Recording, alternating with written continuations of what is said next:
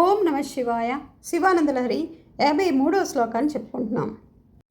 కారుణ్యామృత వర్షిణం గణ విపద్గీష్మ చిదాకర్మటం విద్యాసస్య ఫలోదయాయ సుమనస్సం సేవ్య మిచ్ఛాకృతిం నృత్యన్ భక్త మయూర మద్రినిలయం చంచ జటామండలం శంభో వాంఛతి నీలకందర సదా త్వాం మే మనశ్చాతకః.